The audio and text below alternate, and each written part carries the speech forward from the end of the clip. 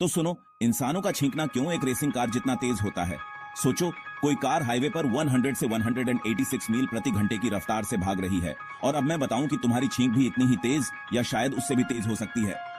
बिल्कुल सही।